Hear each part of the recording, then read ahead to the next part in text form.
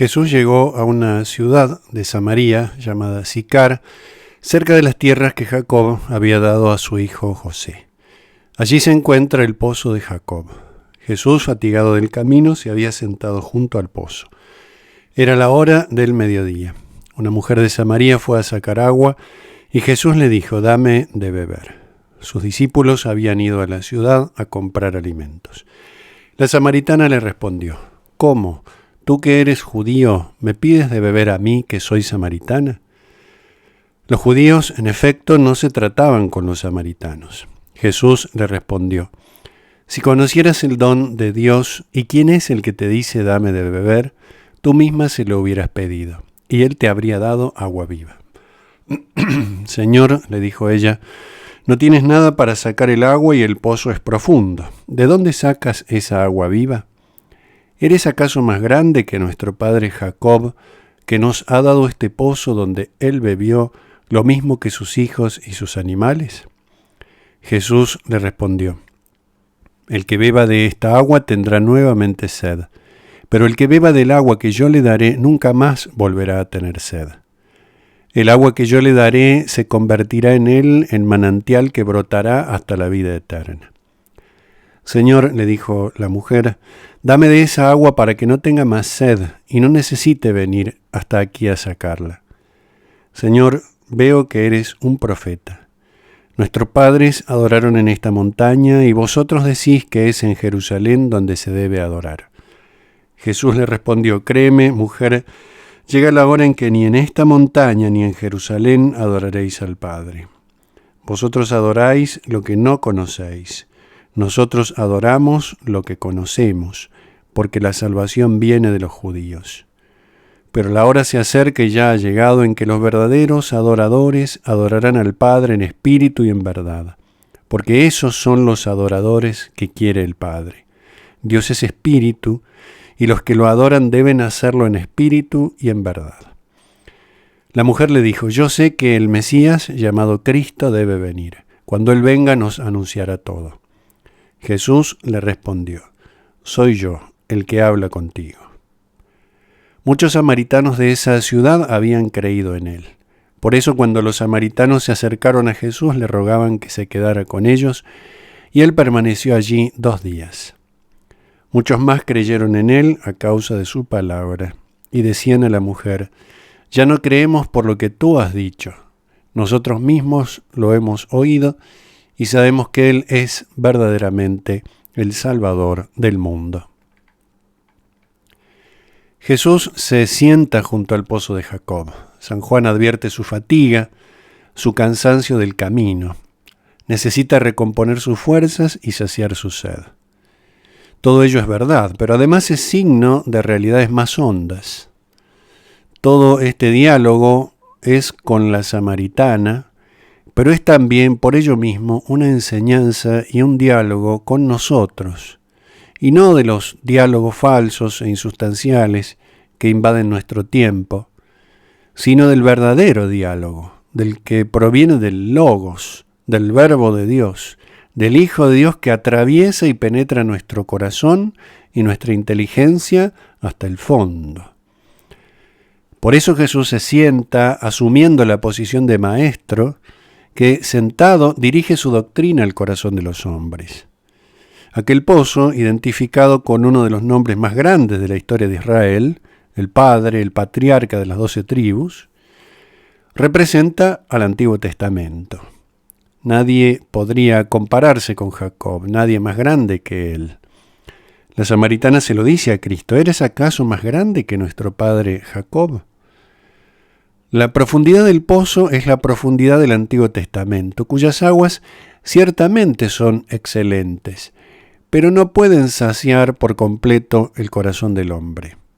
Solo Cristo puede hacerlo, porque Él sí que es más grande que Jacob, más grande que la creación entera, es la plenitud de las figuras. Por eso empleará un poco más adelante, en el mismo diálogo con la mujer, el resonante nombre divino que a veces pasa inadvertido en nuestra lectura: «Yo soy». Este nombre está como en el centro mismo del Evangelio. Terminaron los tiempos del agua antigua, buena pero estancada, de difícil acceso. Ahora se inaugura el agua viva que corre, que salta hasta la vida eterna, evocadora de aquellos ríos primigenios del Génesis que cubrían la tierra y la regaban, volviéndola fecunda, y del último río, tal como lo contempla San Juan en el Apocalipsis, capítulo 22, el río de agua de vida, brillante como el cristal, que brotaba del trono de Dios y del Cordero. Esa agua es un don divino, no se obtiene por las propias fuerzas, sino que se pide por el clamor de la fe.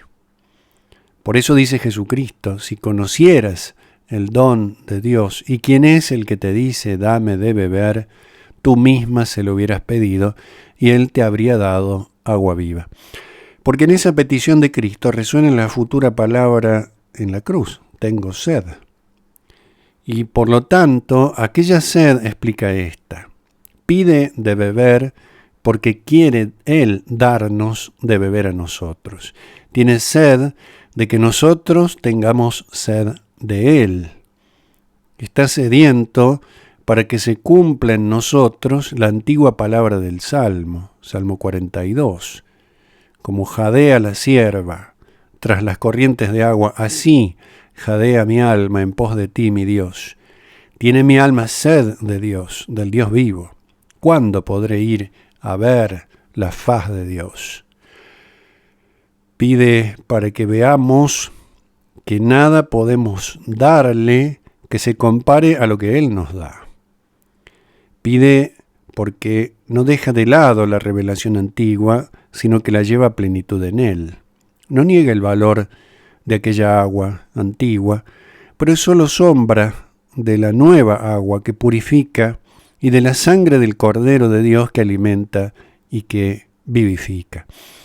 Porque ese camino extenuante que Jesús recorre hasta encontrarse en el brocal del pozo es signo también de otro camino, el camino de la cruz, donde entrega totalmente su vida entera para redención del mundo.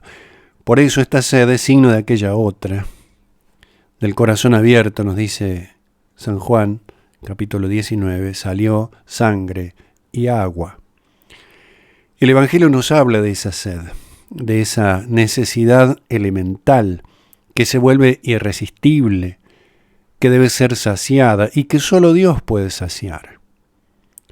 De eso trata el conocer el don de Dios. En eso consiste el deseo incontenible del salmista que anhela de esa manera imperiosa, impostergable, ver el rostro de Dios. La samaritana lo ve, lo contempla, queda impreso en las honduras más recónditas de su alma. Un alma pecadora como la nuestra, pero deseando al buscar aquella agua del pozo que no sacia, el agua viva que la conduce a la vida eterna. Cada viaje repetido y fatigoso de la mujer al lugar donde se hallaba el agua representa otro viaje, un único viaje que se inicia al encontrarse con Jesucristo, sentado, descansando de su propio caminar, pero con la mirada puesta siempre en Jerusalén y sobre todo en el Padre Celestial. La mujer deja su cántaro al borde del pozo y va a la ciudad para anunciar su encuentro con el Mesías, con el Salvador del mundo. Deja su cántaro, que ya no necesita, como en otro momento el ciego al borde del camino había dejado su manto. Dejan lo más importante, abandonan el medio de su subsistencia y de su protección. No miran lo que dejan, sino que atienden a lo que ahora realmente poseen. Centran su vida en Cristo, comienzan a vivir en Él. Él es el nuevo cántaro y el manto nuevo, el verdadero río y el cobertor del alma. El corazón dividido y adúltero se unifica y se hace puro en Cristo.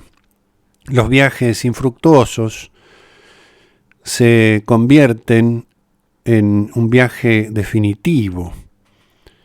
Aquel viaje sin fruto permanente hacia la antigua fuente de las aguas se unifican también en la única fuente, en el único necesario, la vida dispersa, se orienta, y el clamor de la fe alcanza los cielos.